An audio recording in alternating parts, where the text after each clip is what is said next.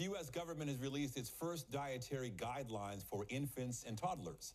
The guidelines call on parents to say no to candy make that cake and ice cream for their kids before their second birthday. They recommend feeding only breast milk for at least 6 months and no added sugar for kids under 2. The dietary guidelines are issued every 5 years by the Agriculture Department and Department of Health and Human Services.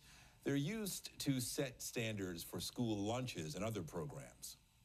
And for more on the guidelines, we're joined live by registered dietitian Kara Rosenblum. Kara, thanks for joining us. What do you make of this advice, no candy and cake for babies, really? Well, I think it's very good advice. There's no need to feed sugary foods to infants under 2 years of age, but it's not actually new information. We've had that in Canadian guidelines for many, many years. So not news to me. So is there anything new from the U.S. that stands out with these guidelines that come out every 5 years?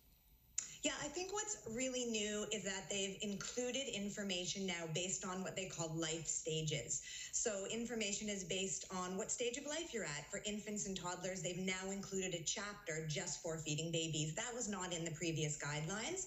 There's also a new chapter for pregnant and lactating women, and that was not in previous guidelines either.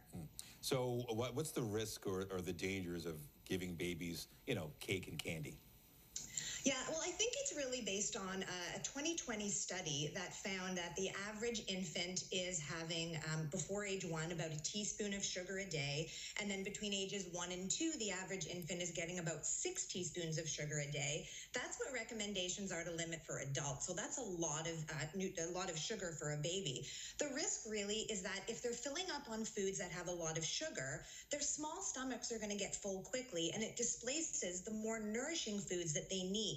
The fruits and vegetables and proteins and whole grains they need, which provide the nutrients for growth and development. If they're filling up on sugar, they're not going to eat the more nutritious foods. All right, makes sense. Does the U.S. advice differ from what Canadian officials have to say?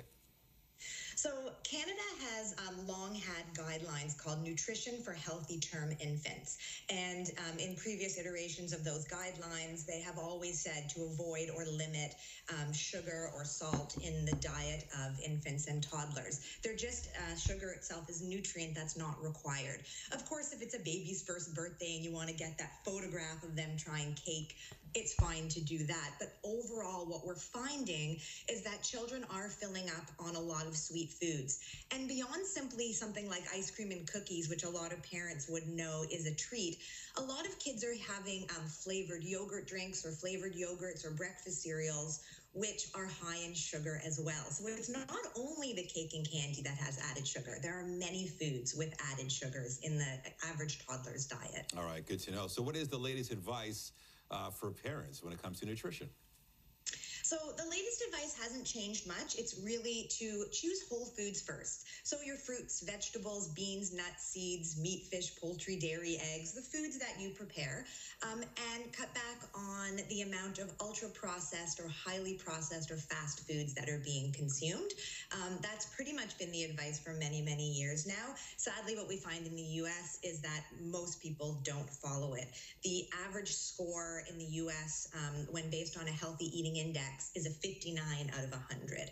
So whether the guidelines say it or not, it doesn't mean people are always following what the guidelines say. Understood. What about the argument that kids, they'll burn it off. They can have more sugar than us. They'll be fine. Yeah, well, we do know that excess sugar consumption at all ages is linked to a higher incidence of developing type 2 diabetes, heart disease, and certain types of cancer. So it's really important that we establish healthy eating guidelines at a young age. And then when children grow into healthy eaters as adults, they'll be understanding how to include sugar in a moderate way. It's fine to have treats once in a while. But of course, the guidelines now are saying to cut back for children because they're getting too much at such a young age. And if they continue to get too much throughout the lifespan, it does increase the risk of several chronic diseases. Well, you make a great case. I'm going to have to remember all this to explain this to my son. All right, Kara Rosenblum, dietitian, thanks so much for your time. All the best. My pleasure. No problem.